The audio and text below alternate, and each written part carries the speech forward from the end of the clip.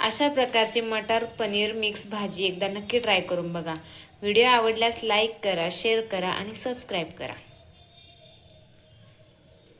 नमस्कार मंडळी, Ashwini dairy blogs या चॅनलमध्ये आपलं स्वागत आहे। आज मी बनवणार आहे मटर पनीरची भाजी। तर मटर पनीर बनवण्यासाठी मी इथे अर्धा किलो पनीर घेतलेले आहे।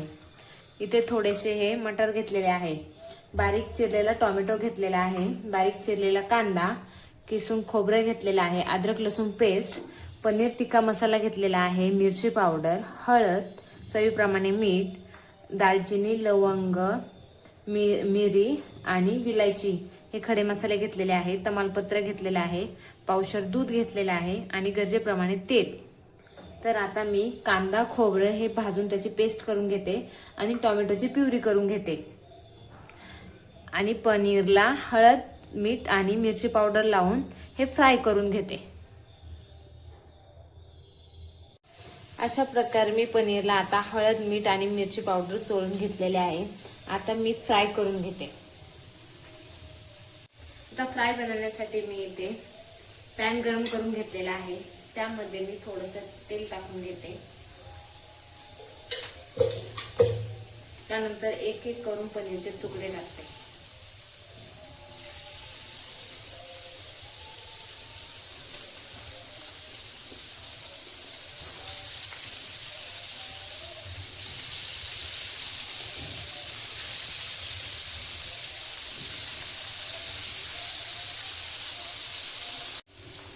आता पनीर हे हलकसं फ्राय करून झालेलं आहे। आता मी हे काढून घेते। आता मी इथे कढई गरम करण्यासाठी ठेवले आहे, त्यामध्ये मी 2 ते 3 चमचे तेल ओतते।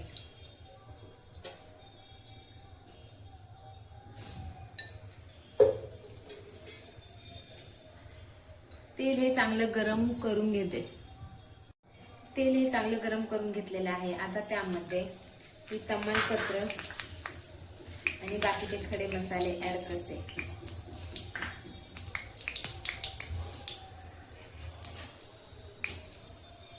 ते चांगले परतवून घेते।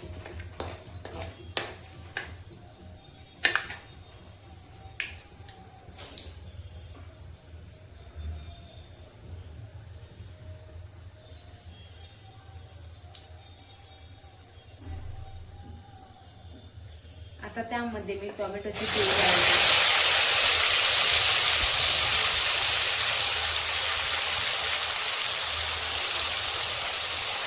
प्युरी चांगली परतवून घेते।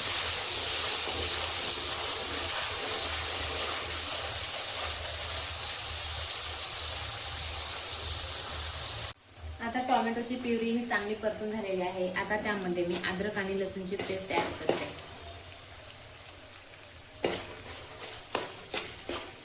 ती पण चांगली परतवून घेते।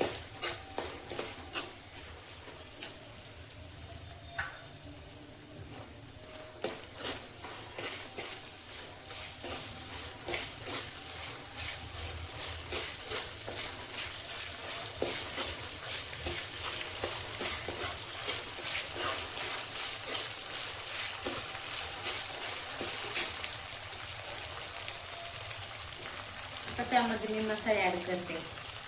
हळद, मिरची पावडर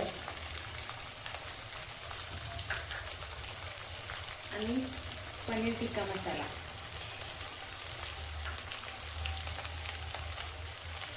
चवीप्रमाणे मीठ। तर आता हे सर्व चांगले परतवून घेते।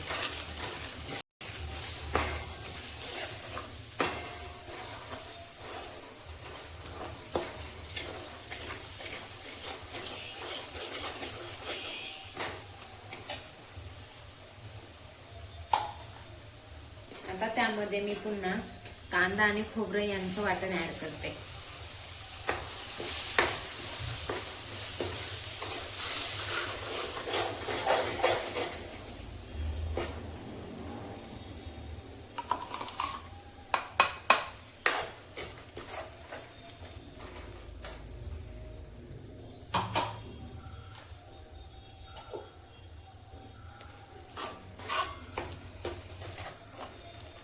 हे वाटण पण एकदा चांगलं परतवून घेते.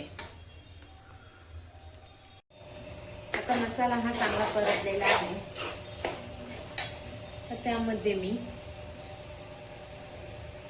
पावशेर दूध ऍड करते.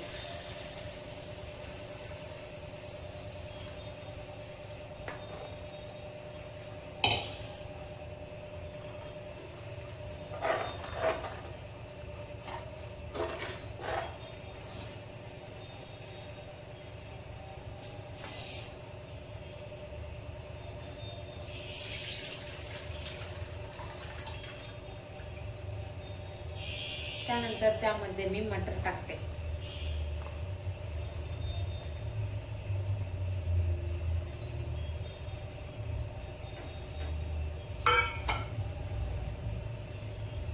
पनीर पण टाकून घेते.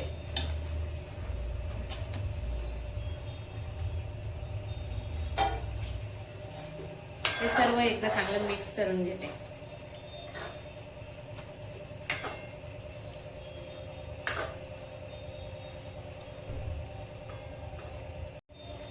आता त्यामध्ये मी गरजेनुसार पाणी ऍड करते.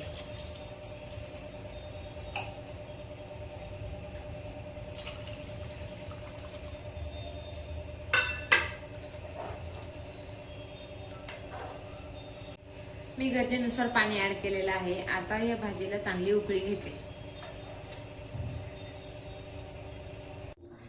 तर पनीर मटर टिक्का ही भाजी आपली तयार झालेली आहे. तर मी वरून थोडी कोथिंबीर टाकून घेते.